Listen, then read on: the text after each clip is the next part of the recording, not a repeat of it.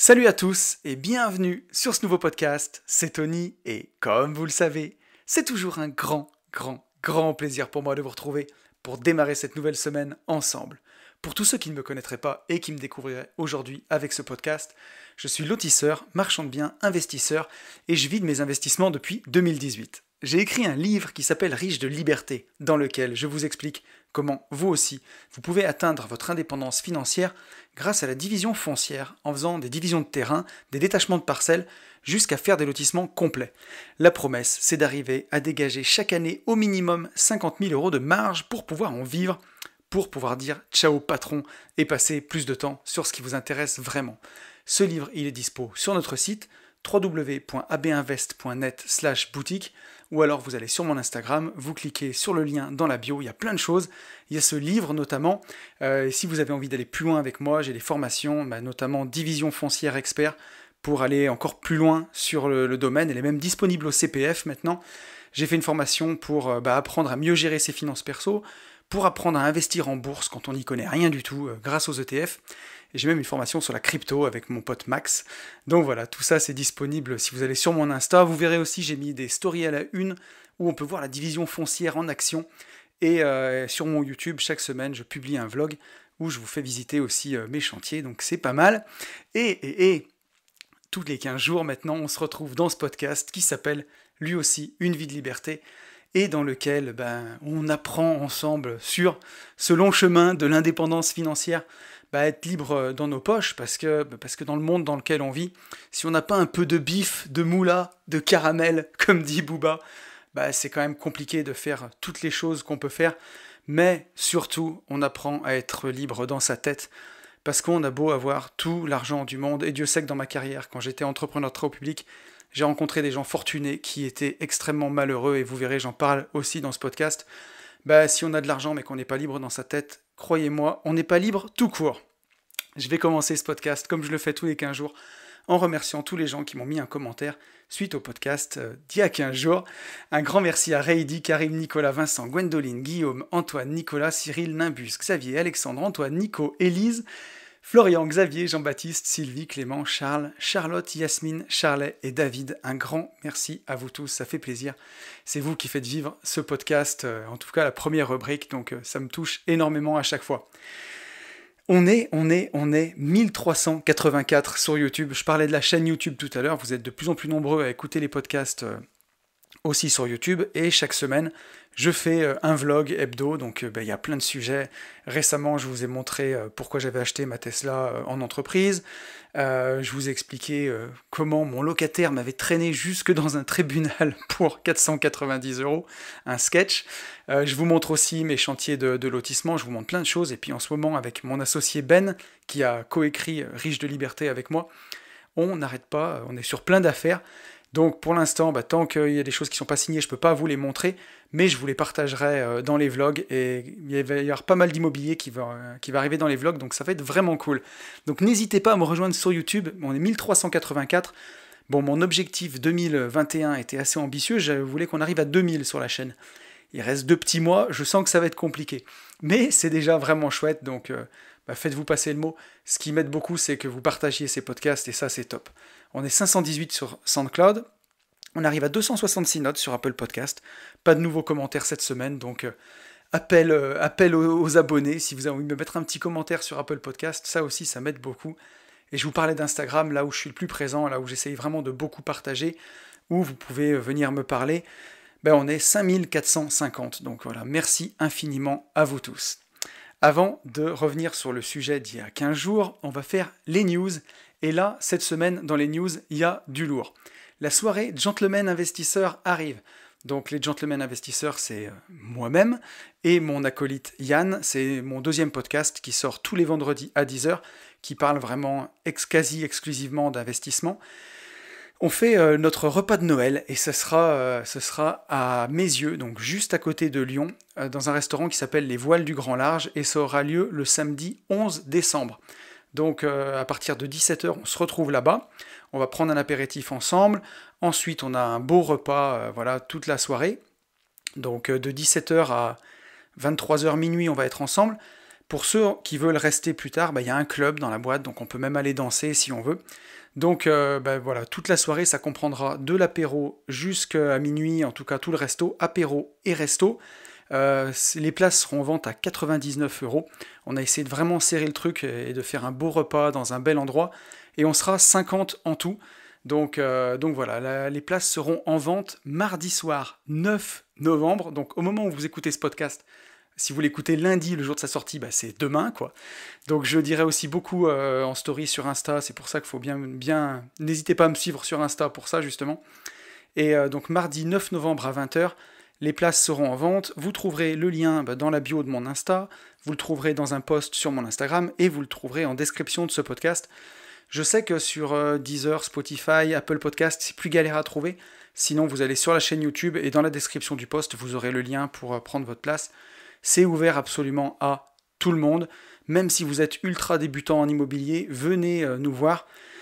Donc avec Yann, j'ai déjà tous les habitués qui m'ont écrit, Sonia, David, vraiment tout le groupe de Lyonnais là, qui veulent venir. Il y a Caroline qui m'a écrit aussi, enfin vous êtes William, vous êtes vraiment nombreux à m'avoir écrit. Je sais qu'il y a Sacha, Pierre qui veulent venir. Donc rien qu'aux gens, en parlant comme ça, qui m'ont dit qu'ils voulaient venir, je sais que ça va partir assez vite. Mais en tout cas, n'hésitez pas à venir nous rencontrer, Yann, moi, tous les autres investisseurs. On va se passer vraiment une super soirée. Ça va être top. Et voilà, sortez de chez vous. Je le dis assez souvent dans le podcast, mais venez nous voir, venez vraiment. Donc samedi 11 décembre, à mes yeux, c'est juste à côté de Lyon. C'est très bien desservi par les transports en commun. Vous pouvez venir en train de Lyon, ça se fait très bien. Vous pourrez même faire du covoiturage avec le groupe des Lyonnais. Enfin, je pense qu'il y a vraiment quelque chose à faire. Donc on a laissé tomber l'idée de cabaret parce que je m'y suis pris trop tard. Ça sera vraiment resto dans un bel endroit. Mais ça va être déjà vraiment très très cool. Et c'est un endroit qui a un club. Si on veut poursuivre la soirée, qu'on aille danser ensemble, on pourra le faire là-bas. La deuxième grande news, c'est le Mastermind MMA et Immobilier. Donc toujours avec les Gentlemen Investisseurs. MMA, pour ceux qui ne connaissent pas, c'est de la bagarre. C'est l'octogone, quoi, c'est Booba et Karis. Et donc le Mastermind IMO et MMA, dont on parle depuis longtemps, il aura lieu à Marrakech en mars 2022, donc du 27 février au 6 mars. Ça sera au prix de 1390 euros. Donc là, c'est sûr que c'est un autre budget, mais par contre, il y a d'autres prestations. On vous a préparé, il y aura un combattant pro de MMA, en la personne de Bourama Kamara, qui sera là. Donc Bourama qui est combattant pro, qui va nous coacher toute la semaine. On est pris en charge là-bas dans un resort qui est vraiment exceptionnel. Toute une semaine, c'est à Essaouira. Pourquoi j'ai dit Marrakech, moi? Non, on atterrit à Marrakech. Mais c'est à Essaouira, donc il n'y a que le billet d'avion qui n'est pas compris. On a regardé avec Yann, il y en a pour une centaine d'euros, donc ça fait la semaine à 1500 euros. Mais par contre, voilà, vous êtes nourris, logés, là-bas on ne sort plus le portefeuille. Et on va vivre au rythme de combattants de boxe, donc les réveils le matin, les entraînements physiques, des entraînements de boxe, les petites siestes, et les après-midi, on aura du quartier libre et du temps en IMO, donc on vous a préparé des ateliers avec Yann. Ça va vraiment, vraiment être bien, et je le répète encore une fois, c'est ouvert à tout le monde. Si vous êtes nul, enfin, non, je veux dire, nul en immobilier, si... J'exagère. Si vous débutez en IMO, pardon, c'est vraiment de la lapsus là. Si vous débutez en IMO, si vous commencez, vous êtes les bienvenus. Si vous commencez en business, si vous commencez en bourse, en crypto, en tout, on a tout ça à apprendre de tout le monde, donc les débutants sont les bienvenus. Les garçons comme les filles, et de tout niveau. Vraiment, le but, c'est de profiter, de passer une bonne semaine ensemble. C'est pas de faire une réunion de boxeurs pro qui veulent faire de l'immobilier, pas du tout. C'est qu'on partage tous autour du MMA. Et voilà, même si vous êtes peu sportif, vous pouvez venir quand même. Ça vous fera du bien. Moi, ça me fera du bien aussi cette semaine-là. Parce qu'en plus, on va manger healthy et tout. Ça sera de la nourriture saine. Comme ça, il n'y aura pas d'hamburger ni de tentation. Non, ça va vraiment être super bien. Donc voilà. Et les places seront mises en vente le 15 novembre à 20h.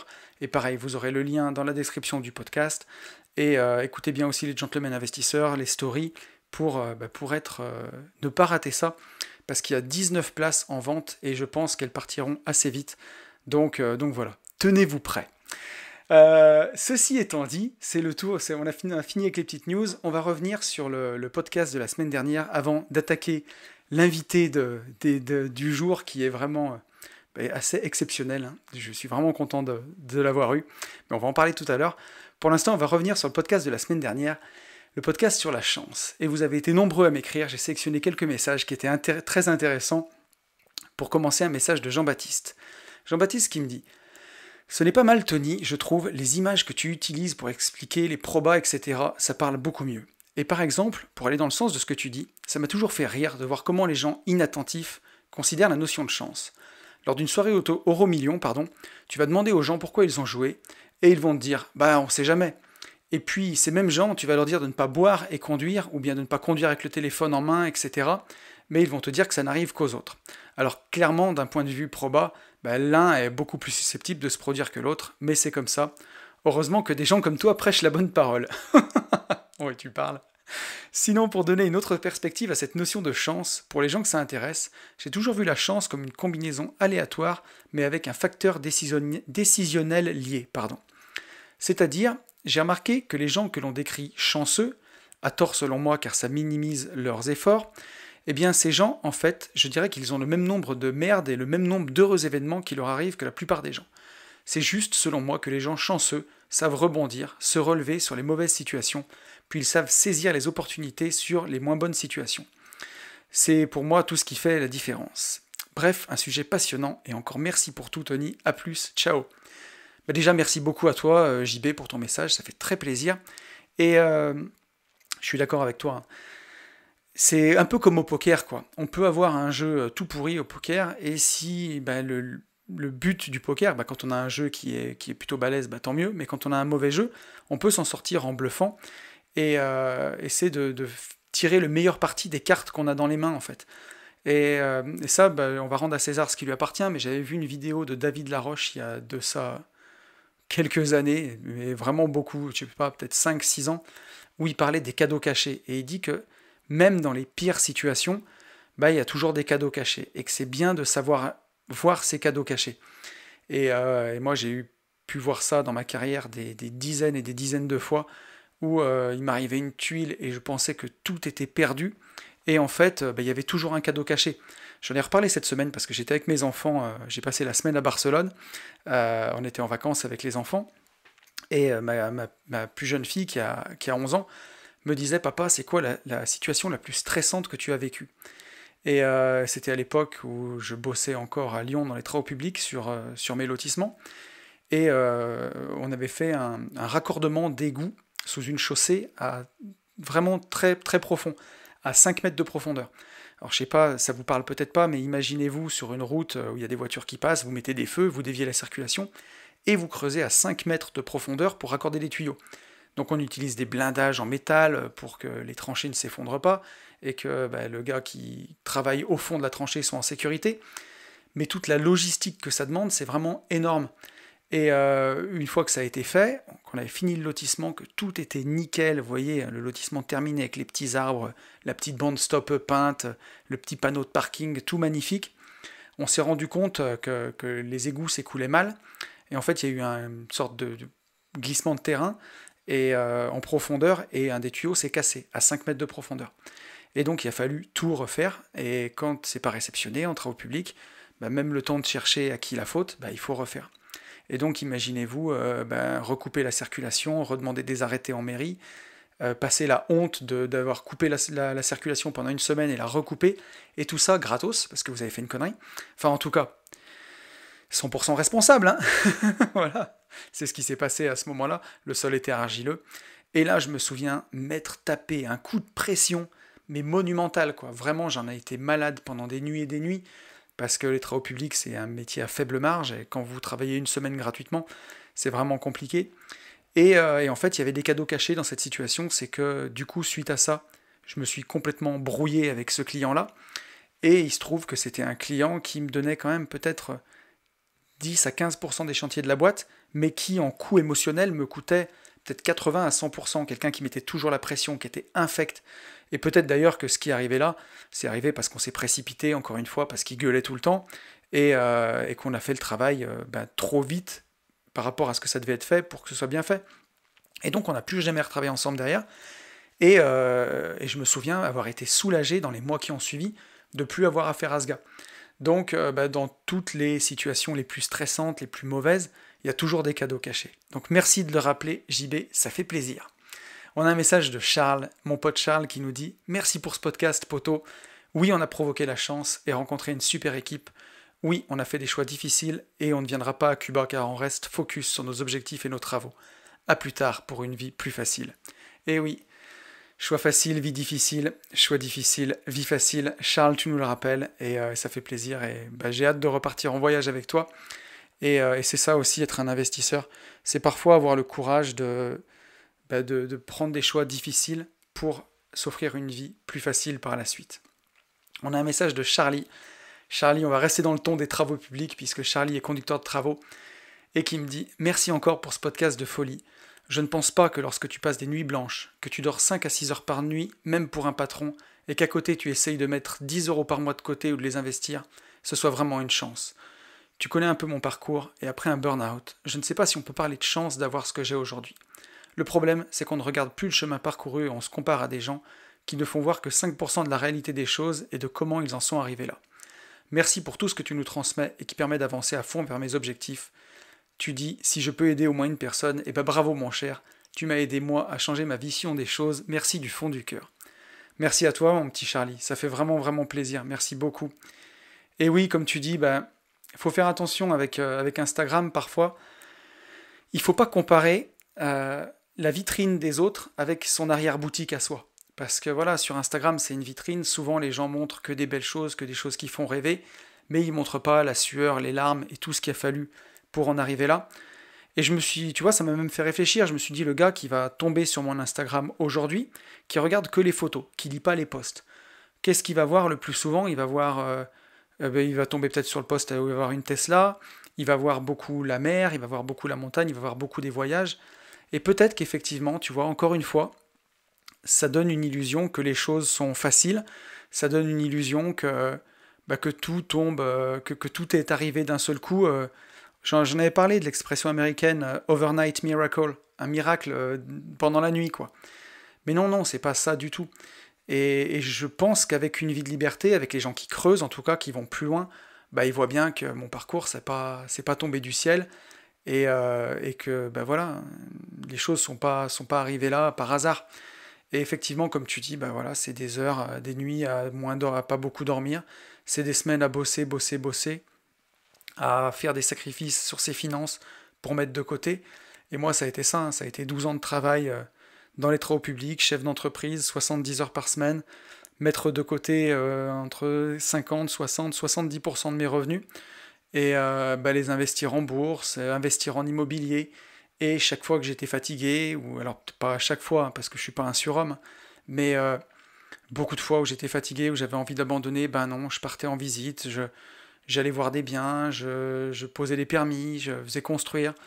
Et voilà, quand j'ai fait ma maison du Sud, je descendais toutes les semaines, je mettais mon réveil à 3h du matin, à 3h30 j'étais dans la voiture, je roulais jusque dans le Sud, j'arrivais là-bas à 7h30, je faisais ma réunion de chantier de 8h à 10h, et après je repartais sur Lyon, j'étais à Lyon à 13h, et j'enchaînais avec ma journée de travail. Et voilà, mais c'est comme ça qu'on n'a rien sans rien de toute façon. Et effectivement, ça reprend la phrase de Xavier à la fin du dernier podcast. Quand on me parle de chance, ouais, ok.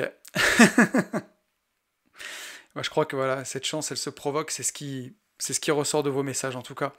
Et ouais, je sais ce que c'est d'être un conduc, Charlie, et courage à toi. Et effectivement, tout ce que tu as aujourd'hui, tu l'as mérité. On a un message de Yasmine qui m'a fait un message podcast. J'ai édulcoré un peu, enfin, j'ai pas édulcoré, mais j'ai élagué, un peu Yasmine, parce que sinon, déjà que le podcast est long, mais merci infiniment à toi. Yasmine qui nous dit « Salut Tony, à propos de la période et du discours, avant c'était mieux, avant c'était plus facile, etc. On est bien d'accord qu'il ne s'agit que de mensonges qu'on se raconte à soi-même. Une bonne excuse pour ne pas essayer. Et les « t'as de la chance toi », ça devient irritant, ça part d'une idée préconçue que l'on a tout eu sur un plateau. Et c'est valable pour tout.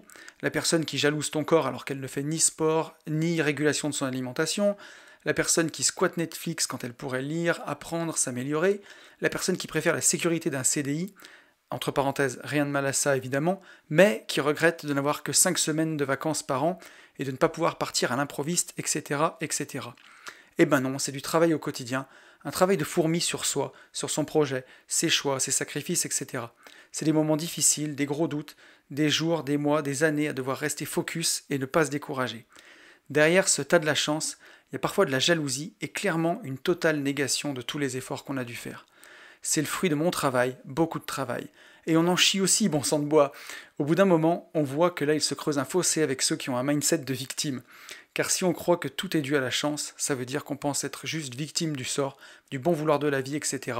et qu'on est responsable de rien. Moi, ça fait plus de 10 ans que j'avance petit à petit, et je ne suis pas encore libre financièrement, mais je continue. J'ai déjà abandonné des projets par peur, par trop de doutes, par croyance de la malchance, en mode chat noir, option Calimero. Mais maintenant, je vois bien qu'il faut juste continuer de croire, continuer d'avancer, que les résultats, ça ne vient pas en un claquement de doigts, qu'il faut tenir et tenir encore et se donner le temps. J'ai commencé un nouveau business, j'ai gagné 30 euros ce premier mois, mais je vais continuer. Je me donne au moins 6 mois avant de tirer des conclusions, et même 6 mois, et même si dans 6 mois pas de chance, bah c'est pas grave. En résumé, bien s'entourer, garder un bon mindset, penser petits pas et rester focus quoi qu'il arrive le temps qu'il faudra. La chance, ça se provoque. Bah, j'ai pas grand chose à ajouter, Yasmine. Ça résume bien ce que j'ai dit et ce que je pense en tout cas. C'est que voilà, la chance, elle se provoque. La chance, c'est les probabilités. Donc il faut mettre, bah, quand on dit mettre toutes les chances de son côté, ça veut bien dire ce que ça veut dire. Ça veut dire se comporter pour que cette chance, elle arrive et qu'elle tombe du ciel. Parce que la chance, au sens où on l'entend, il y en a bien une petite part. Mais bah, si on fait tout ce qu'il faut et qu'on fait tout bien, on a plus de chances que cette chance arrive justement, plutôt qu'elle ne se manifeste jamais. Donc voilà, merci encore infiniment à tous pour vos retours sur ce podcast. Ça me fait vraiment très plaisir, je vois que ça vous a plu, donc bah ouais, un grand merci pour tout ça. Et on va attaquer avec le sujet de la semaine. Et le sujet de la semaine, alors plutôt l'invité de la semaine, c'est quelqu'un qui m'a énormément inspiré, que je suis très heureux d'avoir reçu dans le podcast. C'est quelqu'un que je voulais avoir depuis longtemps, on en avait pas mal parlé, parce que bah, je lui avais offert mon livre à l'époque, et on avait pas mal discuté à cette époque-là. J'avais interviewé Caroline Artaud, qui connaît très bien, et on s'était dit qu'on ferait un podcast. Il m'avait donné son accord pour qu'on le fasse ensemble, mais on manquait de temps, que ce soit lui ou moi, on n'arrivait pas à se trouver, et finalement on a réussi à trouver une date. Donc l'invité de cette semaine, c'est Christopher Wangen, que je pense beaucoup d'entre vous connaissent, entrepreneur et investisseur. Donc je suis vraiment content de l'avoir eu. C'est une personne qui m'a beaucoup inspiré quand vraiment j'ai découvert ce monde de l'indépendance financière sur Internet entre 2017 et 2018, parce qu'il avait une philosophie qui me plaisait beaucoup. C'était l'immobilier, mais avec un but, et avec le but de vivre libre, d'avoir beaucoup de liberté, d'avoir beaucoup de temps pour lui, pour les choses qui l'intéressaient vraiment. Il est allé hyper loin là-dedans, dans l'optimisation de son temps, vraiment dans la semaine de 4 heures de Tim Ferriss.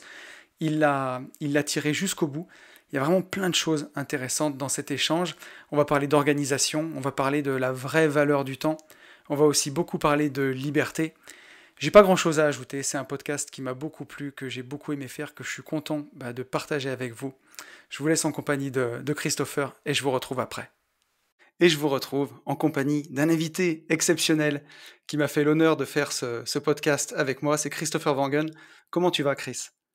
Salut Tony, je suis en pleine forme, puisque je viens juste d'arriver au Mexique, donc je vais très très bien. Bon, cool, ça fait Salut tout le plaisir. monde, salut à tous ceux qui nous écoutent. Bon, bah écoute, merci à toi en tout cas, ça a été quand même épique. On va parler d'organisation dans ce podcast, et justement, ça a été quand même chaud d'arriver à se trouver une date tous les deux pour arriver à faire ça, mais on y arrive, Ouais. et ça fait plaisir. Donc, j'allais te poser une question qui est... Alors, aujourd'hui, je pense qu'il y a beaucoup de mes auditeurs qui te connaissent parce que Une vie de liberté, c'est un podcast qui est plus dev perso, mais je suis suivi énormément par des investisseurs, des entrepreneurs. Moi, la question que j'ai envie de te poser aujourd'hui, c'est quand tu rencontres des gens qui te connaissent pas, aujourd'hui, Mhm. comment tu te présentes, toi? Comment tu te décris ce que tu fais? Comment tu le fais? C'est intéressant comme question et ça mérite d'être développé parce que ça dépend dans quel cadre je Ouais? vais les rencontrer. Je suis au Mexique, je suis sur une plage et puis je rencontre quelqu'un qui a pas forcément d'argent ou qui au Mexique ou qui est un voyageur. Je me présente, je dis quoi? Je dis que je travaille sur Internet. Ok. Voilà, parce que travailler sur internet, en fait, quand je rencontre une personne comme ça, j'ai pas de suite envie d'avoir la vision où il a de l'argent, où il fait beaucoup de choses, etc. Donc, travailler sur Internet, tu as des gens qui travaillent sur Internet pour 500 euros par mois, puis tu en as qui Ouais. travaillent sur Internet pour beaucoup, beaucoup plus d'argent. Donc ça va être quand je suis en voyage, je rencontre des backpackers, des gens comme ça un peu dans mon voyage. Sinon, quand je suis en France ou quand je rencontre des personnes qui ont un peu plus d'argent, qui ont une carrière ou des choses différentes, je vais dire que je fais de l'immobilier. Ok. Je dis que je fais de l'immobilier tout court et que j'ai une entreprise de formation. D'accord. En général, c'est ça. Hier, j'ai rencontré des gens, des Français justement, que je connaissais pas. Coïncidence, on était à la plongée en fait, et lui était en gestion de patrimoine dans la même entreprise dans laquelle j'étais, Ok. mais dans la ville différente, donc c'était marrant. Donc il m'a dit, mais du coup, tu fais quoi maintenant? Eh ben, je fais beaucoup de choses. Je fais des formations, j'investis dans l'immobilier, j'ai écrit un livre, je, je fais beaucoup de choses, quoi. Bah ouais. Ouais, Donc c'est voilà un peu comment surtout je me que présente. c'est toujours dur à résumer, surtout quand on fait des choses qui nous passionnent, c'est toujours compliqué de se résumer en une phrase. Souvent, ça va un peu à l'inverse de ce qu'on peut voir sur les réseaux sociaux. Comme je parle beaucoup de ce que je fais sur les réseaux sociaux, dans la vie réelle, j'en parle pas. Ouais, Ou très peu, tu vois? J'observe beaucoup, j'écoute beaucoup, mais je vais pas, à la première rencontre de quelqu'un dire: «Ah bah, moi j'ai, 50 appartements et puis j'ai 20 employés et machin».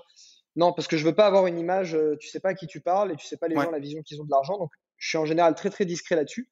Par contre, quand, j'observe des conversations sur l'argent, sur l'immobilier, ou quand je vois que c'est des personnes qui sont ouvertes à ça, qui s'intéressent à ce que je fais, là, j'explique plus en détail parce que j'ai aucun tabou là-dessus et j'explique, ce que je fais, mes biens immobiliers, combien je gagne, les prix, j'ai aucun problème avec ça.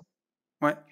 Mais c'est sûr que c'est une question qui est intéressante et au début, souvent, quand tu es vraiment passionné, quand tu débutes, tu as envie d'en parler, tu as envie d'en parler tout le temps, tout le temps, tout le temps Oui.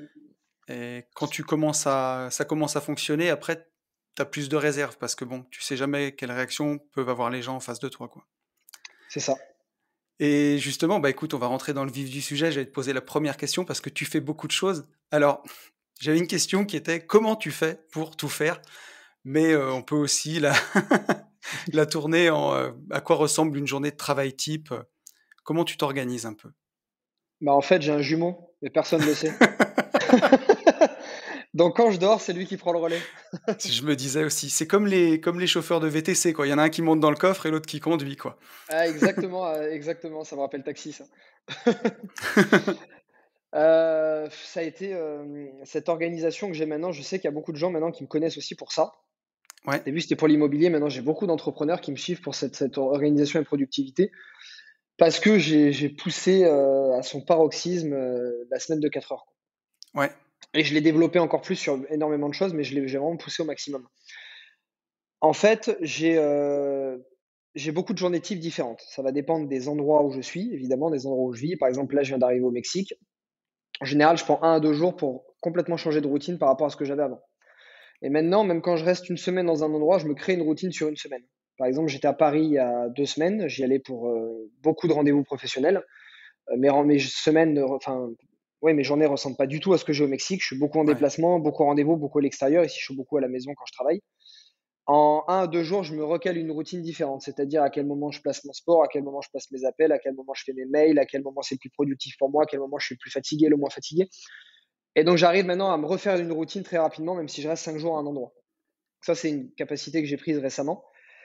Sinon, quand je suis au Mexique, là, on a une journée type, par exemple, de ce que je fais avec toi. C'est-à-dire que là, ouais, pour moi, il est 12h30. Ce matin, je me suis levé assez tôt. J'ai encore un peu le décalage, mais à 6 heures, j'étais debout. J'ai travaillé sur ma partie créative. En général, je travaille sur la créativité le matin. Et donc, OK, j'ai fait de la rédaction de posts ce matin parce que j'avais beaucoup de posts à rédiger et que j'avais envie de prendre de l'avance. Donc, j'ai rédigé énormément de posts. J'ai fait de la réflexion aussi sur un projet immobilier que je dois vendre. Comment je le présente, quels chiffres je mets en avant, qu'est-ce qu'éventuellement je dois refaire à l'intérieur pour le redécorer.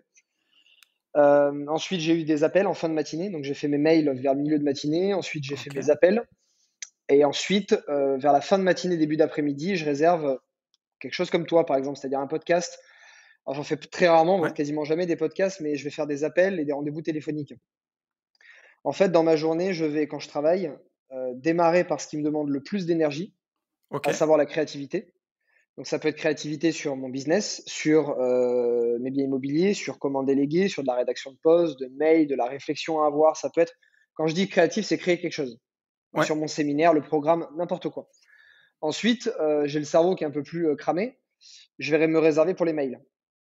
Ok, j'ai des périodes où je travaille dans l'urgence sur des projets, ce qui s'est passé un peu les 3 derniers mois où j'ai changé ma routine, j'attaquais les mails d'abord, parce que j'avais énormément de mails et là, j'ai ok, rechangé parce que j'ai délégué énormément de choses, donc j'ai moins de mails et je passe plus de temps sur la créativité et fin de journée, je garde en fait fin de matinée, par contre, je garde mes appels parce que d'accord, c'est plus passif pour moi. Je garde mes appels, là, je mange, je vais manger dès qu'on termine et après l'après-midi, en général, soit j'ai des rendez-vous quand j'en ai. Là, par exemple, tout à l'heure, je vais faire le tour de mes chantiers, ici au Mexique.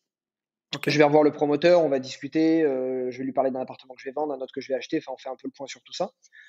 Mais en général, c'est le moment où après, j'arrête quoi. Je vais à la plage, je vais, visiter, je passe du temps avec ma copine. Maintenant, je le fais même le matin parce que j'ai tellement réduit mon temps de travail que maintenant, des fois, à 10 heures, 11 heures, j'ai terminé. ok, Et en fin de journée, le sport. très bien. Quoi qu'il arrive, le sport. Donc ça, c'est ici au Mexique. En France, ça va être très différent. Ces derniers temps, ça a été, en général, c'est toujours le matin. En général, c'est toujours le matin. Voilà, D'accord. le Ouais, travail. c'est assez impressionnant. Alors, tu vois, moi, je fonctionne un peu à l'inverse. J'aime bien faire mon sport le matin et enchaîner le boulot derrière. Mais c'est pas évident. Moi, ce qui me plombe le plus ma routine, c'est quand j'ai un gros imprévu, tu vois, que ce soit devoir passer sur un chantier, devoir passer dans un appart, avoir un gros coup de fil qui va te prendre la tête, qui va perturber ta journée. Comment est-ce que tu réagis, toi, quand tu as un truc comme ça qui arrive, euh, qui te perturbe tout? Je vais te donner les derniers exemples de ce qui s'est passé. Ouais, Maintenant, je pense pas que nos situations pourraient être comparables. Je sais pas combien de personnes tu as dans ton équipe, mais comment je gérais ouais, les imprévus il y a 2 ans et comment je les gère maintenant, ça a plus rien à voir. Maintenant, j'ai une équipe si grande que les imprévus, je leur fais gérer. ok, Dernièrement, par exemple, bah, j'étais ici au Mexique, je fais tomber de l'eau sur mon ordi est cramé. Non, pardon, c'était en France, ça m'est arrivé 2 fois en fait en un mois, en France et au Mexique. Je fais tomber de pas l'eau sur mal. l'ordi, j'avais prévu l'après-midi d'aller me balader avec ma copine et de faire un truc. J'ai appelé mon assistante, j'ai dit: «Écoute, l'ordi est cramé, si tu peux passer à Apple aujourd'hui, en prendre un note et le reconfigurer», et ça m'a même pas pris une seconde. Ouais, Voilà, ça c'est le genre de luxe que j'ai maintenant, mais avant, c'est moi qui l'aurais géré. Sur les chantiers, je ne gère plus aucun chantier. J'en ai ouais, très, très peu géré, j'ai très rapidement délégué ça, mais ça ne on m'appelle pas pour un imprévu. Les imprévus, c'est mon architecte qui les prend pour la construction ou mon gérant qui les prend pour les travaux. Donc ça arrive qu'il y en ait. Dernièrement, on a refait un appartement, le plancher s'est effondré, donc quand même ok, gros imprévu. ouais, À part que ça va me coûter un peu plus cher en termes de temps, ça m'a pas vraiment demandé de temps parce que c'est lui qui allait le gérer. Il m'a juste informé. Il m'a dit: «Bah, qu'est-ce qu'on fait?» J'ai dit: «Bah, qu'est-ce que tu veux qu'on fasse? On refait, hein. ouais, Qu'est-ce qu'on va faire? On fait passer l'expert, on refait et puis on va essayer de voir avec l'assurance s'il y a pas, quelque chose à récupérer». Mais sinon, j'arrive relativement bien à gérer les imprévus parce que, je les fais gérer par d'autres, aujourd'hui. ok. Ça, Voilà. c'est vraiment intéressant, tu vois, comme réponse. Et alors, tu vois, avant, dans mon passé, j'ai été pendant 12 ans entrepreneur de travaux publics, moi. Donc, j'ai eu une entreprise, tu vois, vraiment à l'ancienne, quoi. Pas une Mmh. entreprise comme j'ai aujourd'hui. Et là, bah, les imprévus, tu te les prends vraiment tout dans la gueule. C'est l'imprévu, c'est ton métier, en fait. C'est ça. C'est tous les jours, hein. C'est exactement. Et c'est vrai que, bah, après, ça change la vie quand tu. Déjà, rien qu'en étant marchand de biens, lotisseur, c'est différent puisque aujourd'hui, j'ai plus de salariés, hein, j'ai que ou des freelances ou des collaborateurs Mmh. et c'est vrai que, bah, ouais, dès que tu as affaire à des gens qui sont à leur compte, c'est quand même beaucoup plus facile, quoi. Ouais, bien sûr. J'ai, donc ouais, j'avais une autre question à te poser, mais tu y as en partie répondu, c'est est-ce que tu Mmh. as déjà eu des moments où tu étais en voyage et où tu as regretté, tu t'es dit, «Là, j'aurais dû être sur place» ou, il y a des choses que tu ne peux pas faire quand tu es loin et où parfois c'est gênant? Est-ce que c'était déjà Non, arrivé? ça m'est jamais arrivé. Pourquoi? Parce qu'en fait, j'ai créé tout ce que j'ai créé pour voyager et ne pas être là. OK. Ce qui veut dire que quelqu'un aujourd'hui qui a une boîte, des fois, ça m'est déjà arrivé de lire des commentaires de gens qui me disent: «Moi, j'ai une entreprise, j'ai 20 salariés ou 10 salariés. C'est impossible d'avoir ce rythme de vie» et cetera. Aujourd'hui, maintenant, j'ai près de 20 employés et Ouais, maintenant, j'ai une plus grosse partie de salariés que de freelance, ce qui n'était pas le cas avant et pourtant, je travaille moins de temps maintenant que je viens d'arriver au Mexique que ce que je travaillais avant. Donc c'est pas une question de nombre d'employés, c'est une question de comment on a vu les choses au départ. Moi, au départ, j'ai tout créé dans l'unique but de pouvoir partir. C'est-à-dire que pour moi, le truc, que je déteste, mon pire cauchemar, c'est ce qui est arrivé à mon oncle il y a pas longtemps quand on mangeait chez lui. Il était 9h30 du soir. Il a dû partir du repas pour aller faire rentrer à Airbnb un locataire ouais, parce qu'il délègue pas. Et dans ma tête, j'ai dit: «Il y a rien pour moi, mais rien, rien, rien. qui peut tuer un moment où je suis avec ma copine et j'ai envie d'être avec elle, où je suis avec mes amis, où je suis ici en voyage. Donc j'ai tout créé en fonction de ça. Donc non, j'ai jamais eu un seul moment où je me suis dit là j'aurais dû être sur place. Là, non, parce que aujourd'hui, si ça arrive, je me dis bah c'est pas grave, c'est mon moment de bonheur qui passe en premier. Tu Ok, vois? Ça n'a pas été le cas il y a 4 5 ans quand j'ai démarré tout ça, on est d'accord? ouais, Mais c'est comme ça que j'ai voulu tout construire bien et sûr. c'est ce luxe que je veux avoir maintenant. C'est-à-dire qu'aujourd'hui, je peux avoir tu peux parler à mon notaire, par exemple, dernièrement, il voulait me caler un rendez-vous avec un directeur de banque nationale pour un très gros partenariat. On parle de 10 millions d'euros d'investissement pour mes participants, moi-même, et cetera. Ok, C'était à Paris, ma journée était déjà complète et le soir, bah, j'ai sport, quoi. Moi, à 4h30, il faut plus rien me demander. ouais, 4h30, 5h jusqu'à 7h du soir, je suis sport et après je suis avec ma copine, mes amis, etc. Je touche plus mon téléphone. Il m'a proposé un créneau à ce moment-là. C'était le dernier créneau que je pouvais avoir avant de repartir au Mexique et de pas être à Paris avant 3 mois. Bah, j'ai dit non parce que c'est mon sport. ouais, Et ça peut paraître fou dans la tête de certaines personnes, mais aujourd'hui, moi, le développement de mes activités, tout ça, c'est parce que ça me fait kiffer. C'est plus une priorité. Ça l'était il y a très longtemps, c'est plus une priorité. Ma priorité aujourd'hui, j'organise mon temps en fonction de. Tu vois, regarde la preuve, on devait se faire un podcast hier et qu'est-ce que je t'ai dit? J'ai plongé. ouais. Non, non, mais bien sûr. Voilà. Mais c'est vraiment marrant que tu parles de ça parce que c'est à des échelles différentes. Mais moi, j'ai vraiment ce qu'a vécu ton oncle, tu vois. Moi, c'était mon quotidien. Je tapais des semaines de 70 heures. Et puis un jour, j'ai démarré comme ça, hein. J'ai vu mes clients qui étaient marchands de biens, lotisseurs, faire des fortunes avec un ordinateur et une voiture, tu vois, et un Mm. téléphone. Je me suis dit, mais c'est ça qu'il faut que je fasse. Et aujourd'hui, tu vois, là, je pars une semaine à Barcelone avec mes enfants. Je sais qu'il y a à peu près rien qui peut me gâcher la fête, puisque aujourd'hui, j'ai des revenus de la bourse, j'ai des revenus de l'immobilier. La plupart de mes revenus sont passifs, et c'est vrai que c'est quelque chose que j'ai recherché, tu vois. Toi, tu as poussé vraiment le curseur à l'extrême, et c'est super intéressant. C'est Bah, vraiment ça prend, ça paraît beau comme ça quand on le dit, mais je veux aussi que les personnes sachent que c'est énormément de travail. On va en parler dans la partie organisation. Vous allez voir jusqu'où je pousse le truc. Mais c'est beaucoup, beaucoup de travail et d'organisation pour arriver à ça. Mais c'est totalement possible. C'est pas un rêve surhumain en disant oui, c'est du rêve. Non, non, c'est une réelle réalité. Et ça peut être poussé encore plus loin que ce que je fais. C'est ce que je fais chaque jour, à pousser la productivité et l'organisation de plus en plus. Parce que la partie que je fais en travail, c'est une partie qui m'éclate et je veux pas ouais, qu'elle me prenne 12 heures dans la journée, quoi.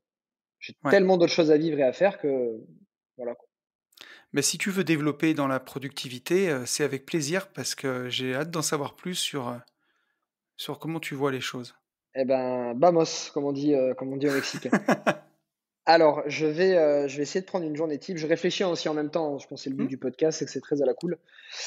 exactement. Les process que j'utilise maintenant, il faut savoir que ça s'est pas fait de suite, ça a été, des années d'étape, étape par étape. Donc aujourd'hui, ce que je vais dire ne peut peut-être pas être appliqué pour tout le monde, mais si vous avez dans cette visu, à échéance 2 ans, 3 ans, 5 ans d'obtenir ça, vous allez travailler tous les jours jusqu'à obtenir ça et vous allez l'obtenir parce que c'est pas si compliqué à mettre en place. Par contre, ça demande énormément de rigueur et énormément de discipline. Ouais, Je vais commencer par la discipline. Moi, c'est la discipline avec mon téléphone. Et ça, on se fait bouffer pour tous et ça, tout le monde peut le faire. Il n'y a pas besoin d'avoir d'argent, pas besoin d'avoir une assistante, tout le monde peut le faire. Le téléphone, je me suis battu pendant 2 ans pour ne pas regarder mon téléphone dès que je me levais le matin. Quand je dis OK. 2 ans, c'est que tous les jours, quand j'ouvrais les yeux, je regardais mon téléphone en premier avec les yeux à moitié ouverts et je me disais: «Il faut quand même que j'arrête de faire ça». Mais je le faisais quand même et Je connais bien. réfléchissez à ouais, voilà, on le fait tous, hein, et réfléchissez à combien de fois on regarde ce téléphone dans notre journée. Moi, c'est un truc qui m'obsédait, je me suis dit: «C'est une perte de temps totale». Aujourd'hui, plus j'ai d'employés, plus j'ai de projets, moins j'allume mon téléphone et donc les gens qui me disent: «Ouais, mais tu comprends, moi je suis obligé d'allumer mon téléphone, j'ai des employés». Ah ouais? Bah non, c'est pas parce que tu as des employés, c'est parce que tu l'as pas réfléchi comme ça. OK, Aujourd'hui, mon téléphone, c'est très simple. Je me lève le matin, suivant ce que je fais, je vais peut-être pas regarder de suite mon téléphone et quand je faisais ma partie créative, quand j'étais à Bali, par exemple, que j'écrivais mon livre, j'allumais mon téléphone 5 heures après mon réveil. Je me levais, OK, j'avais ma routine, j'écrivais mon livre, je faisais mes mails et j'allumais mon téléphone quand c'était le moment d'y répondre. Donc le matin, j'allume mon téléphone, je me pose. Ce matin, je me suis posé, exemple, pendant 15, 20, 30 minutes, je réponds à mes WhatsApp. J'épure mon WhatsApp en une seule fois. OK, Et je réponds à mon WhatsApp que 2 fois dans la journée. Il faut savoir que moi, WhatsApp, si je fais pas attention, c'est 1 heure et demie par jour, en fait, de messages que je reçois. Quand je dis je fais pas ouais, attention, c'est si je demande pas aux gens de me foutre la paix. Ça me demande énormément de temps. Pourtant, pas tout le monde n'a mon WhatsApp, pas tout le monde ne m'envoie dessus, c'est que mes collaborateurs, des gens que je connais, des partenaires, des gens pour l'immobilier. Donc voilà, mais ça fait quand même beaucoup de monde quand on gère beaucoup d'affaires. Bien sûr. Donc, je dis régulièrement aux gens, foutez-moi la paix. Voilà, foutez-moi la paix. WhatsApp, c'est le plus urgent, le plus urgent. Donc, je me lève, je fais mon WhatsApp en une fois. Le reste de la journée, sauf une urgence, je ne réponds plus à mon WhatsApp. Et des fois, pendant 3 jours, 4 jours, je vais laisser des messages. Si j'ai pas envie d'y répondre maintenant, si c'est pas le temps pour y répondre, j'y réponds pas. Ok. Et je vais attendre un temps mort pour pouvoir y répondre. Un temps mort, c'est quoi? C'est que, par exemple, je sais, dernièrement, je suis venu de la Colombie au Mexique. Je sais que je vais avoir un vol qui va être assez court de Colombie jusqu'à Panama, qui va durer 1 heure et quart. Je sais que c'est un vol où j'ai pas trop le temps de sortir mon ordi parce qu'entre le décollage et l'atterrissage, t'as pas trop le temps de travailler sur l'ordi. Donc, c'est un temps que je vais utiliser pour travailler sur le téléphone. Donc, les 3 jours précédents, je réponds pas à mes WhatsApp et je sais que mes WhatsApp, je vais le faire dans le décollage de l'avion. Ok. Et l'organisation de ma journée du lendemain, je vais le faire sur le téléphone dans l'avion. Comme ça, j'optimise au mieux mon déplacement en avion. C'est un des exemples de comment je vais réfléchir, par exemple. Ok. Euh, donc ça, c'est pour le WhatsApp et téléphone. Ensuite, peu importe qui m'appelle, mis à part vraiment l'urgence du siècle, qui m'appelle, qui m'envoie des messages, je ne réponds jamais à un message ou un appel quand on me l'envoie immédiatement. Ouais. C'est-à-dire que jamais je prends un appel de suite, je réponds à un appel ou j'appelle moi quand j'en ai envie, quand je l'ai décidé. C'est-à-dire quand c'est mon créneau. Si on m'appelle à mon créneau où je suis avec mes potes, ma famille, ou je suis en train de faire ma partie créative, c'est hors de question que je réponde. Ouais. Je Ça, me je mets le le partage avec créneau. toi. Bah, Complètement. super. Ça, Je me mets par ouais, exemple, je tolère pas. de 11 heures à 13 heures, c'est mes appels. Bah, je fais tous mes appels les uns derrière les autres à ce moment-là. Ça, j'ai le téléphone et je fais tout en une fois. Donc, on va dire que 70% de la journée, mon téléphone est éteint. Je me lève le matin, je réponds à mes messages, hop, juste derrière, je le rééteins. Et Quand je vais tu dis travailler tu sur l'éteins, l'ordi tu le passes en mode avion en ou mode tu avion. l'es... Ouais, en mode avion, direct. Ouais, ouais, Ok. mode avion. Ouais. Mode avion. Et puis ensuite, je vais le rallumer parce que je sais pas, je dois poster une story, par exemple. Je le rallume. Je vais poster ma story, je vais faire ce que j'ai à faire et hop, je le rééteins. Je regarde quand même mon WhatsApp, je le regarde quand même régulièrement voir si j'ai pas des messages urgents Ouais. et je le rééteins. Donc en fait, 70% du temps, mon téléphone est éteint. Donc je ne suis pas envahi par des notifications, ce qui d'ailleurs Ouais. soulage énormément, hein. Je vous conseille largement de le faire. Ouais, ça, c'est quelque chose que j'ai fait. Tu vois, moi, j'ai aucune notification sur mon téléphone. Et ça m'a changé la vie. J'ai fait ça il y a un peu plus d'une année. Et surtout Instagram, parce que tu sais ce que c'est de développer une communauté quand tu commences de zéro. C'est beaucoup, beaucoup, beaucoup de temps. Et surtout quand tu veux répondre à tout le monde, enfin, ça peut te bouffer la vie, quoi.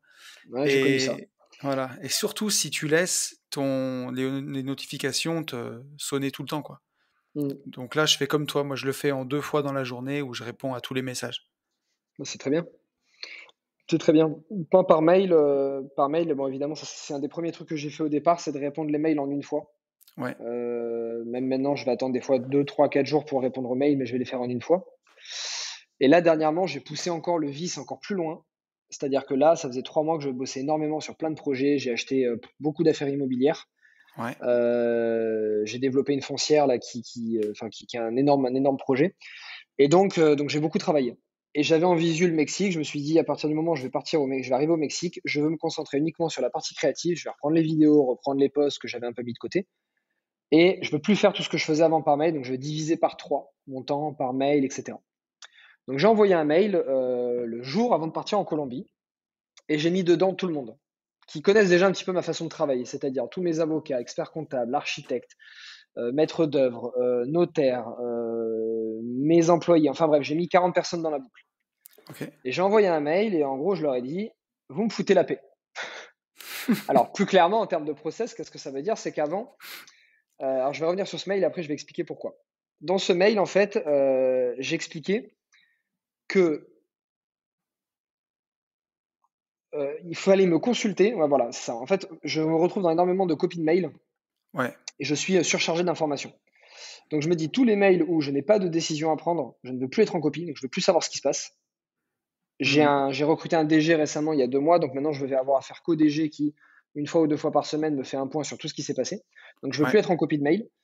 Vous m'envoyez un mail que si vous attendez ma décision et seulement moi peux prendre ma décision.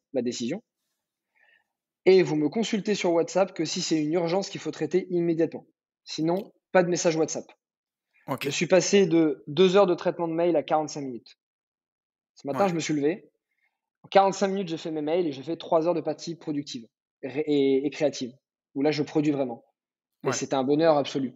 Donc en fait, au début, Mmh. j'ai délégué des choses effectives. C'est-à-dire, par exemple, je veux faire une tâche, je veux créer un logo. Je vais décider qu'est-ce que je veux faire comme logo, quoi, quand ou comment, puis je vais trouver le prestat. OK, c'est une première phase de déléguer. Tu décides qu'est-ce que tu vas faire, comment tu vas le faire et tu trouves quelqu'un pour le faire. Ensuite, j'ai délégué une deuxième étape, c'est-à-dire je donne à la personne l'autonomie de dire: «Écoute, je veux un logo, tu me connais, fais-le». Et maintenant, je délègue une troisième partie que je délègue depuis un mois à 2 mois parce que j'ai recruté un DG, donc un directeur général, donc je veux Ouais. n'avoir affaire qu'à lui pour limiter mon temps et même je lui donne beaucoup plus de décisions. C'est-à-dire que maintenant, je vais même pas lui dire: «On crée un logo». Je vais lui dire: «Écoute, j'aimerais bien qu'on crée, je sais pas, allez, imaginons une nouvelle formation. Tu connais le process pour la créer, tu sais exactement comment la créer, bah, va voir toi tous les interlocuteurs qu'il faut pour la créer». OK. Alors qu'avant, c'est moi qui aurais dit, déjà, c'est moi qui l'aurais fait au tout début, les logos, les trucs et l'hébergement, enfin bref, tout ce que tu sais qu'il faut Bien faire. sûr. Ensuite, deuxième étape, je me suis dit: «OK, je sais ce qu'il faut faire, donc je vais découper en plusieurs étapes et puis je vais aller trouver les personnes que chacun va faire ses étapes et puis je vais aller contrôler, ce qui se passe». Et la dernière étape, c'est je dis: «Je veux qu'on fasse ça, c'est toi qui gères le projet et puis moi je consulte à la fin». C'est l'étape que je vis maintenant et qui est, encore, bah, qui me permet en fait de passer des étapes, donc maintenant d'aller, Complètement. pousser ma réflexion et ma productivité, encore plus haut, quoi. C'est vraiment intéressant. Tu sais, ça me mène une question, c'est, là, tu te dégages vraiment du temps de cerveau disponible, grosso modo. Comment tu vois la suite de ta carrière? Comment tu vois les choses? Et surtout, aujourd'hui, tu peux donner toutes les directions que tu veux. Donc, comment est-ce que tu arrives à te prendre ce temps-là pour se sortir la tête du guidon, tu vois? Et voir un peu la direction que tu as envie de donner aux choses? Est-ce que tu as des process pour ça? J'ai pas de process pour ça, mais en fait, c'est comme je mets au premier plan mon bien-être. Ouais, Je répète encore que c'était pas le cas au tout début que j'ai démarré, c'était priorité, business, développement immobilier, hein. Parce qu'il y a des gens, des fois, qui pensent que, faut mettre ça au premier plan avant d'avoir créé. Tu vois? Ils mettent un peu la charrue avant les bœufs et puis après ils se disent: «Ça marche pas». Non, non, il faut vraiment travailler d'arrache-pied pendant des années. ouais, Après on peut passer le reste, enfin le bonheur au premier plan. Donc comme c'est ça, comme je garde on une est bien grosse partie d'accord. de ma journée où je ne travaille pas la tête dans le guidon, où j'ai mon téléphone éteint, où, tu vois, hier j'ai marché pendant 2 heures sur la plage, Ouais, au lever de soleil. J'ai plein d'idées comme ça. Quand je fais du kitesurf, j'ai plein d'idées. Quand je fais du crossfit, je sais que tu partages aussi, le crossfit. yes, Des fois j'ai des idées. La dernière fois, je me faisais masser. J'étais en Colombie, je me faisais masser. Je te jure, j'ai une idée pendant le massage parce que c'est toujours dans ces moments-là, en fait, que tu as des supers bien idées. sûr. C'est pas quand je rédige mes mails Ah non, mais que c'est j'ai une mes idées. certitude. Donc en fait, pendant ces moments-là, ça me permet de réfléchir à ce que je veux faire, comment, pourquoi. Une chose est sûre dans les années à venir, c'est que je ne veux pas changer mon rythme de travail. J'ai pas encore d'enfant pour le moment. Toi, je sais que c'est le Ouais, cas. ouais, Mais je me dis le jour où j'ai envie d'avoir des enfants, enfin, le jour où j'aurai des enfants, je veux pas travailler 10 heures par jour. ouais, Mais je veux pas non plus arrêter le sport parce que je m'entraîne 8 à 10 heures par semaine. J'ai pas envie de m'entraîner moins et j'ai pas envie de passer moins de temps avec ma copine, seule. Puis j'ai pas envie de passer moins de temps avec mes amis. Par contre, en gros, il y a tellement de dénominateurs dans ma journée. Demain, je me dis s'il y a des enfants, qu'il y a de la place à faire, c'est pas ailleurs que je vais aller prendre la place sur le sport, sur autre chose, comme font majoritairement bien les gens sûr. malheureusement parce qu'ils n'ont pas le choix. Je vais le prendre sur le travail. Donc, tout ce que je fais en fait, c'est pour raccourcir mon temps de travail et passer mon temps à créer, parce que ce qui m'éclate le plus aujourd'hui, c'est de créer. La réflexion d'un projet immobilier, comment on va le faire, comment on va le découper, qu'est-ce qu'on va construire dessus, machin. Une fois que c'est fait, que j'ai mon crédit, limite, ça m'ennuie maintenant presque. Tu vois, parce que Ouais, je je le fais comprends. plus. Financièrement, j'ai ce qu'il faut, je le fais parce que ça me sécurise, parce que je réinvestis aussi ce que je gagne, parce que j'ai des capacités d'emprunt, c'est dommage de ne pas la faire. Bien Mais sûr. c'est cette partie-là qui m'excite avant. Donc voilà un peu comment je vois les choses plus tard. Ce que je ferai, il y aura toujours de l'immobilier, c'est sûr, il y aura toujours de l'entrepreneuriat. Quel projet, ça dépend des opportunités. Je sais que je prendrai toujours les opportunités à partir du moment où elles me font plaisir, que ça fait appel à ma créativité Ouais, et que ça m'aide à développer des nouvelles compétences et que c'est quelque chose de nouveau. Voilà, j'aime bien essayer ce qui est nouveau, donc ça sera mais sûrement, c'est génial ce que tu dis et moi, j'ai eu ça à un moment quand j'ai réussi à atteindre mon indépendance financière, quand j'ai eu, enfin, bien plus que ce qu'il faut pour être bien, pouvoir passer du temps avec mes enfants. Tu as un peu ce dilemme entre te dire: «Est-ce que je profite en fait de ce que j'ai déjà fait ou est-ce que je continue de m'arracher comme j'ai toujours fait pour toujours plus, quoi? C'est T'as vrai qu'il y a connu pas que ça? moi alors qui fait ça, mais tous les jours. Je suis content de t'entendre le dire aussi.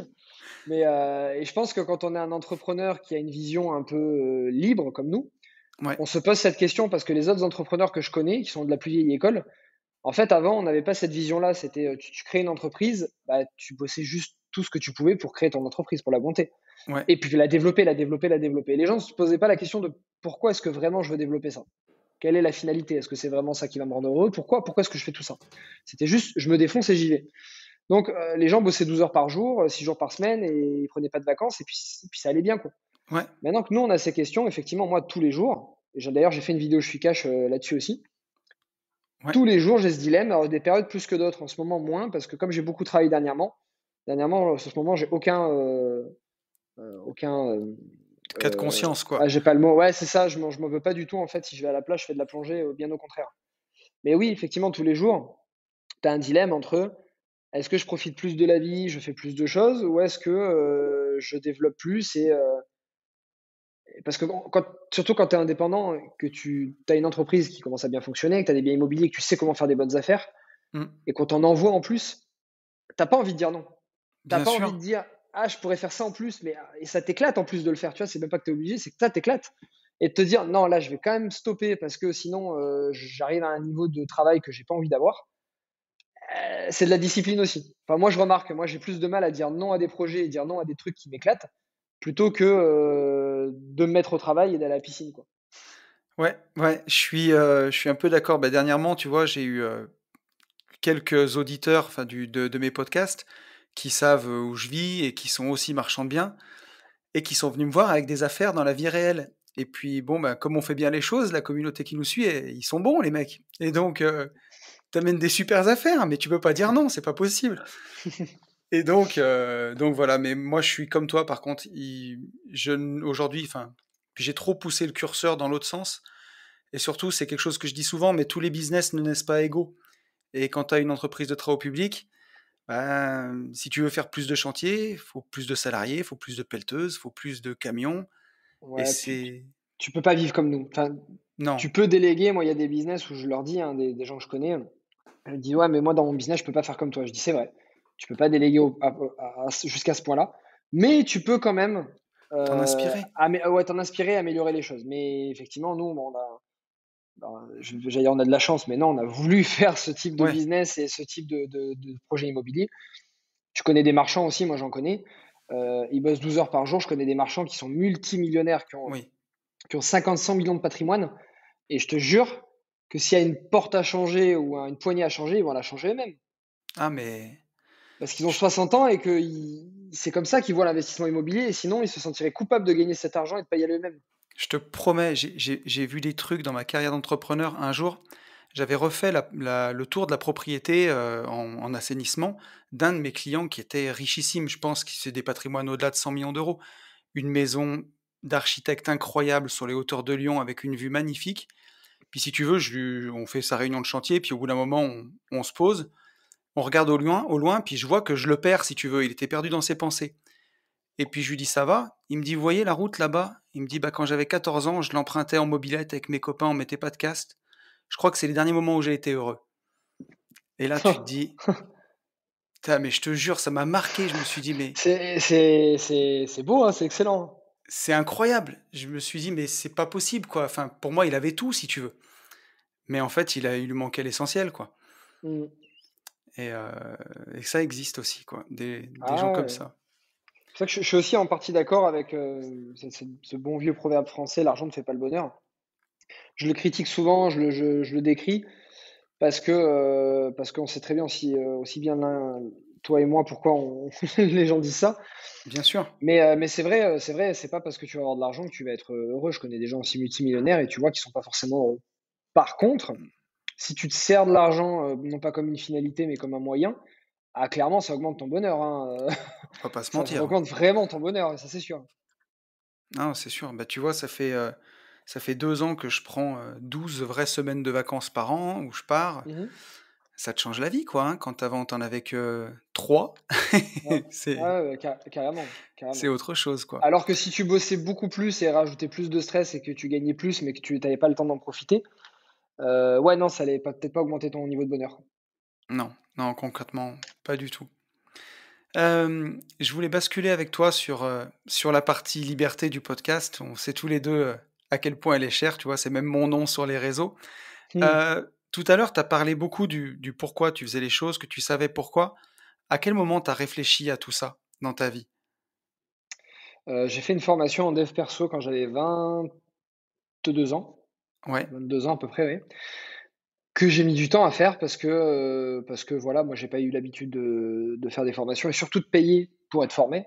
C'est ouais, pas Mes parents n'ont jamais fait de formation, ils ont fait un CAP tous les 2, c'est les seules choses qu'ils ont faites. Donc j'ai mis, 6-8 mois à la faire. C'est le père de mon ex-copine qui avait fait cette formation et du OK, coup, il l'avait fait faire à sa fille parce qu'il était en gestion de patrimoine. Voilà, et comme moi j'étais en d'accord. gestion de patrimoine et qu'il me le disait de le faire et qu'il m'a dit, «Fais-la, fais-la, fais-la», je lui ai fait confiance en fait. OK, Ça a été une des meilleures choses qui me soit arrivées. En fait, j'y suis allé pour, gagner plus d'argent parce qu'à ce moment-là, j'avais pas d'argent. Je ouais, démarrais ma carrière en gestion de patrimoine, donc je voulais de l'argent, je voulais réussir, je voulais, voilà, j'avais les dents qui rayaient le parquet, quoi. ouais, ouais, Et donc je suis allé pour m'améliorer en clientèle et avoir plus d'argent. Je pense que sur le long terme, ça m'a permis de m'améliorer, mais c'est pas du tout, en fait, ce que j'ai trouvé en premier. Ce que j'ai trouvé, c'est, je me suis posé des questions qu'à 22 ans, tu te poses pas, quoi, ouais, et qu'à 50 ans, des fois, la plupart des gens se posent pas. C'est: «Pourquoi je veux de l'argent?» Et quand j'ai compris pourquoi je voulais de l'argent et que j'ai compris que je voulais pas de l'argent pour avoir de l'argent, parce mmh, que, les trucs de luxe, les fringues de luxe, c'était pas mon truc, les sorties dans les grands restaurants, j'étais pas forcément hyper fan, heu, à part les voitures, ça, les voitures, c'était mon truc, et les ouais, voyages et le sport. Ça a toujours été mes 3 trucs, de prédilection. Donc en fait, quand j'ai compris que si je voulais de l'argent, c'était pour voyager et pour être libre, j'ai vu les choses d'une toute autre manière et je me suis mis à travailler d'une toute autre manière. ouais, j'imagine. Et c'est là où, j'ai commencé à, en fait, après les opportunités immobilières sont arrivées et je pense qu'elles sont arrivées parce que j'ai su les voir, parce que Ouais, je les voyais dans cette optique-là, en fait. ouais, je vois tout à fait. Voilà, Donc ça a été ma claque, en fait, à ce moment-là, ma grosse prise de conscience. ouais, donc rapidement à 22 ans, tu t'es posé ces questions-là. Ouais. Et à quel moment est-ce que tu as eu le déclic que que c'était possible, en fait, que cette vie-là, tu allais y arriver? Est-ce que tu l'as toujours su? Est-ce qu'à un moment, tu as eu un déclic? Bah, quand j'ai compris déjà que ce que je voulais, c'était être, plus libre et faire enfin voyager, à ce moment-là, heu, il y avait personne, en tout cas déjà j'allais pas sur les réseaux sociaux, j'avais pas Ouais, Instagram. Facebook, j'y allais pour mon anniversaire et c'est tout, et j'utilisais jamais YouTube. Vraiment, donc je faisais que bosser, quoi, et aller au sport un peu de temps en temps. Donc en fait, j'ai même pas cherché s'il existait des trucs sur YouTube, je pense que ça existait même pas à ce moment-là, mais cette notion d'indépendance financière, de liberté, de revenus passifs, j'en avais aucune idée, hein. ouais, J'étais en gestion de patrimoine, mais j'avais aucune idée de ça. Par contre, quelques, mois ou une petite année après, j'ai un pote qui me propose de faire un investissement à Budapest, en Hongrie. ouais, Parce qu'il achète un appart là-bas, sa femme vient de là-bas et donc il me propose de faire ça. Donc j'ai dit: «Bah tiens, un investissement», mais j'ai pas vu ça dans le genre: «Je vais me libérer du temps». J'ai vu ça dans le type: «C'est un investissement à faire, c'est une bonne opportunité, je vais la faire». ouais, C'est comme ça que j'ai vu la première chose et ensuite ça a été fait en plusieurs étapes. J'ai fait ce premier investissement, je l'ai laissé tourner pendant 1 an. Ensuite, on s'est dit: «On va y retourner faire un deuxième». Et quand je suis retourné faire le deuxième, je me rappelle très bien, quand c'était. J'étais, dans un petit appartement qu'on avait loué, en Hongrie. On n'avait pas quasiment plus d'argent. On était dans cet appartement, on cherchait un deuxième appartement à acheter. OK. Pour pas dépenser d'argent au pressing, on nettoyait nos affaires, dans la baignoire Ah oui, d'accord. et donc je lisais des trucs sur internet et je cherchais. Je sais plus ce que j'ai dû taper, mais j'ai dû taper un truc du style, peut-être comme des participants de formation m'ont connu. J'ai dû taper un truc du style, je sais pas, comment investir ou vivre j'en sais rien. Il y en a Et là, je beaucoup tombe sur qui tapent «Comment ouais, devenir riche», tu sais? ouais, c'est ça. Non, moi, c'était pas ça, mais c'était un truc par rapport aux appartements parce qu'on était en train d'en chercher un deuxième et je sais pas pourquoi je cherchais ça. J'ai dit: «Bah, tiens, vu qu'on est dans l'immobilier, je vais chercher des trucs dessus» et je tombe sur Robert Kiyosaki. OK. Je tombe sur son Ah livre ouais. et j'ai commencé à lire son livre au retour de Hongrie et en fait, c'est là où j'ai vu les choses différemment et je me suis dit: «OK, je» c'est là, en fait, où il y a eu un lien entre les connaissances techniques que j'avais, mais que j'ignorais, à quoi elles pouvaient me servir, mis à part en clientèle. Ouais, Et j'ai fait le lien avec mon objectif qui était la liberté. J'avais ces deux choses en tête, mais je savais pas que les deux pouvaient être reliés. bien sûr. Et c'est comme si ça avait fait un lien dans ma tête en me disant, mais attends, en fait, tout ce que tu connais sur l'IMO, les finances, la fiscalité, mais excusez-moi du terme, hein, t'es con ou quoi? Réveille-toi! Là, tu passes ta journée à le conseiller à des clients et tu l'utilises pas pour toi, mais et donc c'est à ce moment-là où j'ai fait eureka et j'ai commencé Ouais, à me faire me créer des stratégies IMO. Donc tu vois, il s'est passé quasiment un an et demi entre le premier achat à Budapest et le deuxième, et il s'est passé 9 mois entre l'achat du deuxième et les 12 autres, ouais. 11 autres. Ouais. Pourquoi? Parce que C'est j'avais une stratégie, j'avais un but, hein. C'est comme quelqu'un qui court et il sait pas où il va, et quelqu'un qui court, il sait combien de kilomètres. ouais. C'est exactement C'est la même chose. c'est ça qui est incroyable, c'est que, tu vois, même pour des gens, éduqués, qui passent du temps à lire, à se former, on dit souvent que, tu sais, quand on dit que c'est une affaire de mindset, tout de suite, tu passes pour un peu un mec ésotérique. Mais, je le dis souvent pour, tu vois, pour les gens qui investissent en bourse, savoir, comprendre tout de la bourse, des ETF, des actions, du trading, comment ça marche, ça, c'est de la technique. Mmh. Maintenant, quand tu investis 10 000 € sur une action, pour la première fois que tu cliques sur le bouton, même 1 000 €, même 500 €, ça, c'est du mindset. Exactement. Et s'il y a des gens qui sont formés, moi j'en ai rencontré plein, hein, des gens, c'est des experts, mais ils ont jamais mis du vrai argent. La barrière est trop dure, quoi. Ouais, et je connais quelqu'un aussi qui trade comme ça depuis 2 ou 3 ans en compte Des mots? fake, Ouais, en compte démo, ouais. C'est bon, c'est voilà. voilà. T'es riche comme au Monopoly, là. Ouais, bah, ouais, ouais, c'est comme ça. Après, il y a des gens qui vont avoir un goût au risque plus prononcé que d'autres. Il faut savoir que moi, c'était pas du tout mon cas. Des Ouais, fois, on se dit: «Ouais, mais pour faire tout ça, il faut avoir un goût au risque». Non, moi, à la base, je viens de la gestion de patrimoine, donc je suis hyper, cartésien, hyper sécure, hyper, bon père de famille. J'ai développé ça, mais j'ai pas développé un goût au risque, j'ai développé, ma capacité à faire, abstraction de la peur et à quand même y OK. aller. Par contre, je connais des entrepreneurs, ils aiment le risque. Tu vois? C'est ce Ouais, qui les fait vivre. Alors maintenant, moi, j'aime plus parce que je peux me le permettre. aussi, bien sûr, j'imagine. J'ai pris goût aussi à cette adrénaline et tout ça, donc je prends un peu plus de risques, mais c'est toujours des risques qui sont mesurés. Mais je connais des gens, ils aiment ça. Bon, eux, ils sont comme ça de caractère. C'est dur à changer si tu es, d'un côté hyper, bon père de famille et d'un autre côté hyper risqué. C'est dur. Mais tu pas besoin d'être hyper risqué, de tenter le tout pour le tout pour tout. Tu peux faire des bons investissements, quand même relativement sécuritaires. Alors, il y a toujours un risque, mais un risque qui sera mesuré et calculé avec toutes les bonnes formations et les connaissances, etc. Ouais. Tu peux quand même le faire sans être une tête brûlée. Et que des fois, les gens pensent ça. Pour créer une entreprise ou pour acheter dans l'immobilier, il faut avoir un gros goût au risque. Non, pas forcément. Et tu sais, je pense que le fait du travail sur le pourquoi, ça aide énormément. On en connaît tous des histoires de promoteurs. Tu sais, moi, il y a un mec à côté de chez moi, c'était une légende parti de rien, monté à 15 millions d'euros de patrimoine et qui a mis 20 ans pour le faire et 2 ans pour redescendre parce qu'il est allé dans la mauvaise région, faire les mauvaises invests et surtout, tu vois, comme à la roulette, quoi, faire un tapis avec ses 15 millions pour passer à 30. Mais il y a un moment, tu vas pas manger 2 steaks, tu vois, au restaurant. Mmh. Et tout perdre. Et je pense que quand tu sais pourquoi tu l'as fait, quand tu sais la liberté que tu as eue, oui, tu prends des risques parce que on est entrepreneur aussi. Mais voilà, en tout cas, Je suis entièrement d'accord avec toi. C'est vrai. Moi j'ai aussi cette image-là en tête du, heu, du gros promoteur ou marchand qui a fait ça toute sa vie, qui a gagné des dizaines de millions et hop, d'un coup, il perd tout.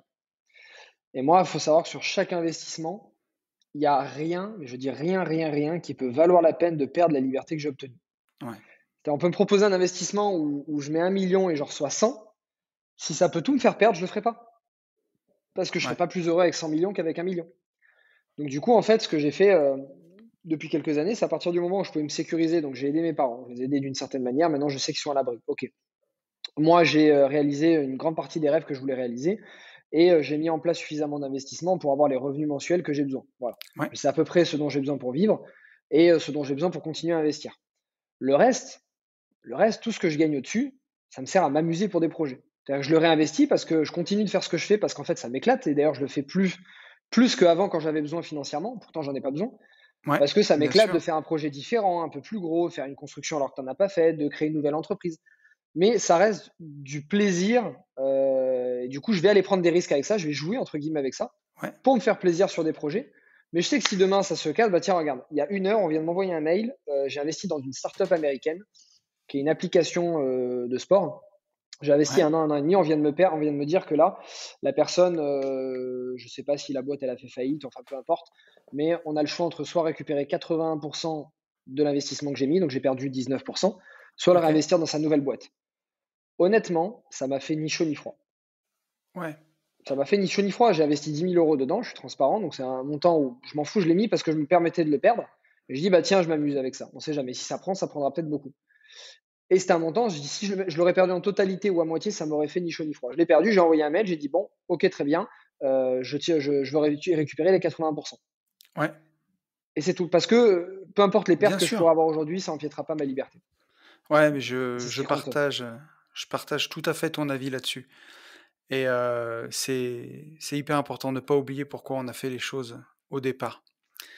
Il y a une question que j'aime bien, que j'ai envie de te poser.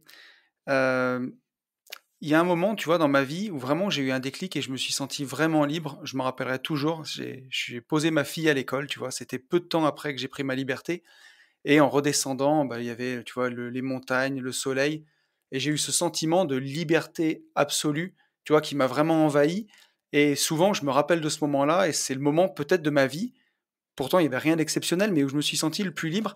Est-ce que toi, tu as un moment comme ça, où tu te rappelles et où vraiment tu t'es senti libre? J'en ai plein et je l'ai très souvent. Ouais, Celui du tout début, ça va être dur à m'en rappeler. Par contre, j'en ai eu 2 récemment qui étaient incroyables, je m'en rappelle. Il y en a un, c'était quand je suis arrivé, au Mexique pour le confinement, le deuxième confinement. ouais, Alors je l'ai eu pour le premier, je l'ai eu pour le deuxième aussi. Parce que, je savais en fait, qu'on allait être confiné. J'avais eu l'information 2 jours avant que ça arrive sur les médias et j'ai, changé tout. Mon billet, j'ai annulé des rendez-vous avec des pros. Enfin, en fait, j'ai fait abstraction de tout et ma priorité, c'était de partir parce que je voulais surtout pas me retrouver en France à ce moment-là. Et là, je me suis retrouvé au Mexique. Il faisait beau, il faisait chaud. En France, il commençait à pleuvoir, à faire froid. Et je voyais les gens qui étaient confinés et qui râlaient après la télé parce qu'ils venaient de faire les annonces. Et je me rappelle très bien, j'étais dans le jacuzzi de la piscine qui est juste là à gauche de la fenêtre là, où on est en train de se voir. Je le vois d'ici en plus, le jacuzzi. Je me rappelle, j'étais là. Et ouais, dans ma tête, j'ai eu un sentiment de satisfaction, de fierté, de bonheur, de liberté, de la totale, ouais, en me disant, putain, mais quelle chance que j'ai, quoi. Enfin, que je me suis créé, mais je veux dire bien qu'elle, sûr, je vois tout à là, fait. j'étais ultra, ultra heureux.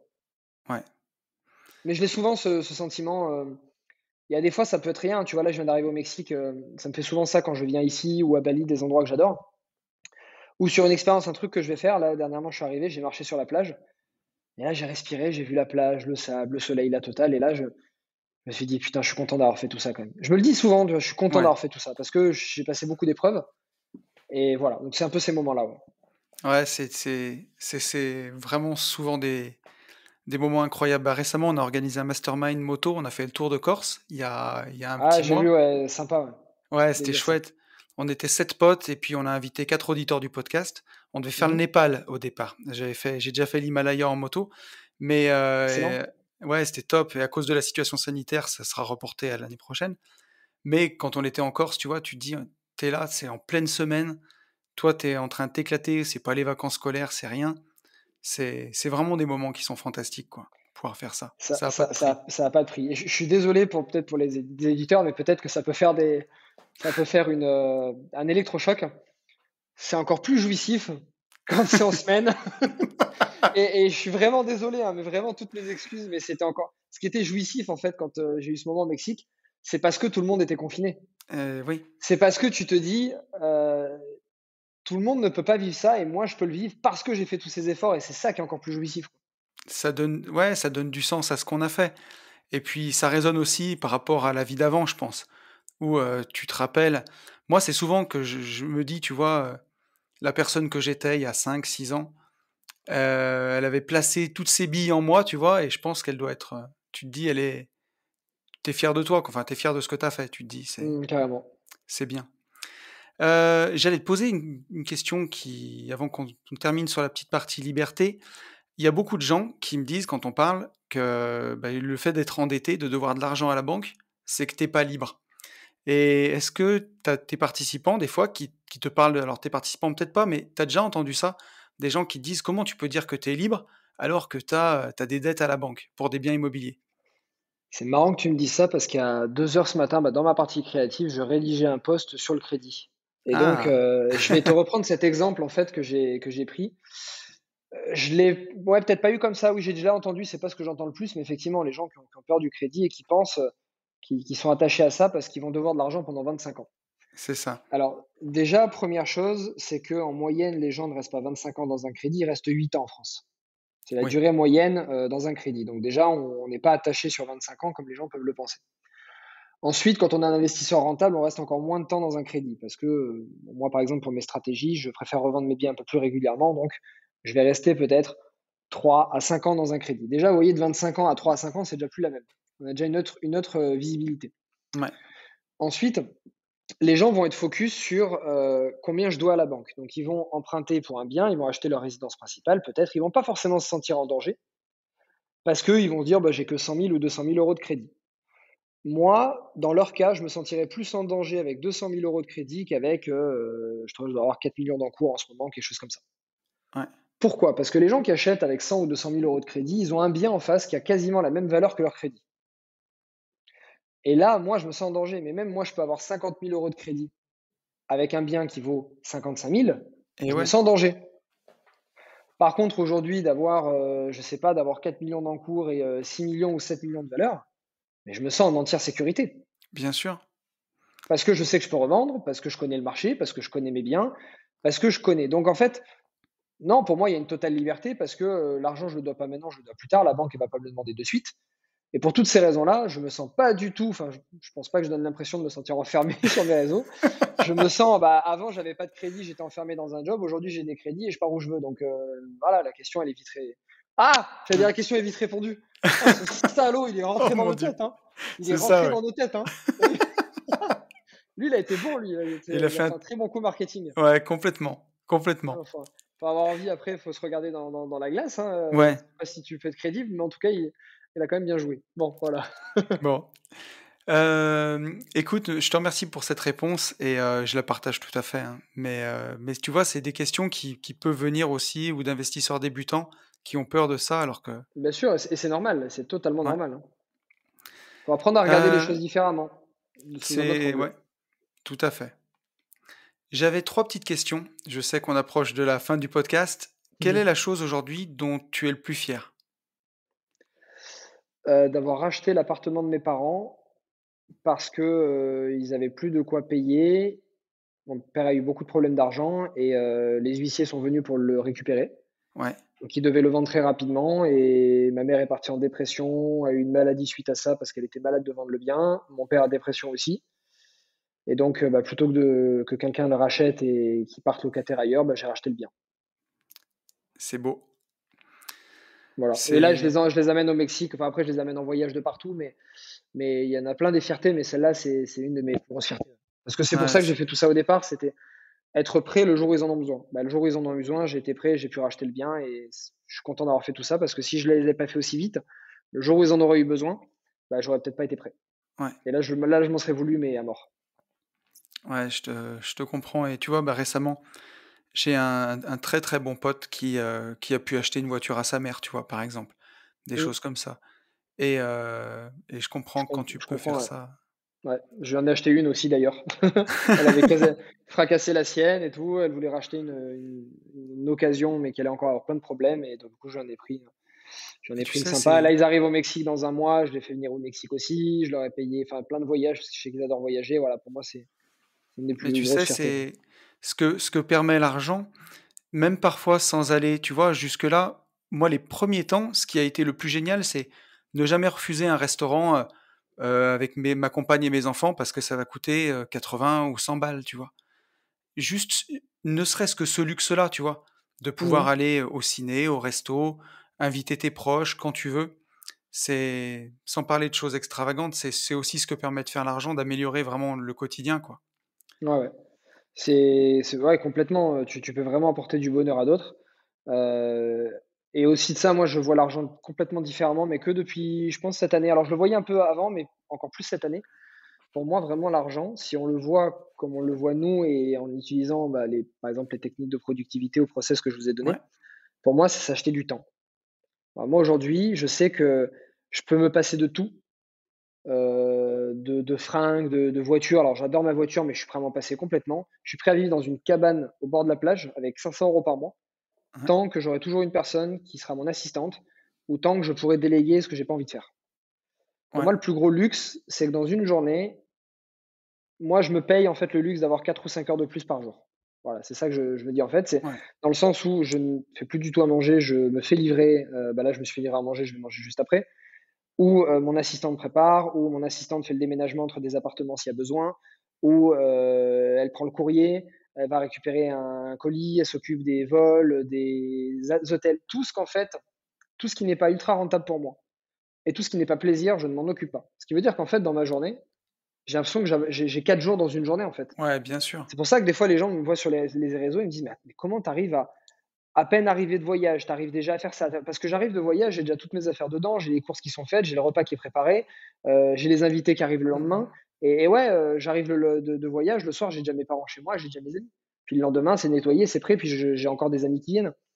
Pour moi, c'est ça, Ouais, c'est s'acheter du temps. C'est que ce que tu peux faire dans 30 ans dans une vie, bah, tu peux le faire en 5 ans. Et du coup, bien tu peux en faire sûr. plus. Et tu peux vivre plus de choses. Et ouais, c'est en ça que je dis l'argent rend heureux. Si tu l'utilises de cette manière, si tu l'utilises pour accumuler et que tu comprends pas ton pourquoi, non, tu seras peut-être pas plus heureux. Mais si tu l'utilises pour ça, s'acheter du temps, pour moi, c'est le seul actif qu'on a qu'on peut pas acheter. Et pour moi, tu peux l'acheter. Tu peux très Ouais, bien l'acheter. ouais, Voilà. Et c'est c'est c'est le très plus grand luxe pour moi. intéressant. Ouais, c'est très intéressant comme vision. Et il me restait 2 petites questions. Avec tous les gens que tu as coachés, tous les gens que tu as vus, qu'est-ce qui manque selon toi à ces gens pour passer à l'action? Vraiment Hmm. la première chose à faire? C'est, c'est, c'est une question que je me pose tous les matins. Et je te jure, c'est vrai, hein, c'est une question et surtout depuis un an, ça m'obnubile encore plus. Parce que j'ai des gros projets et que j'ai donné énormément de connaissances techniques à mes participants et que quand je vois qu'il y en a qui passent toujours pas le pas, Ouais, ceux qui n'ont pas de la situation financière, c'est une chose, mais ceux qui l'ont et qui passent pas le pas, c'est qu'il y a d'autres raisons.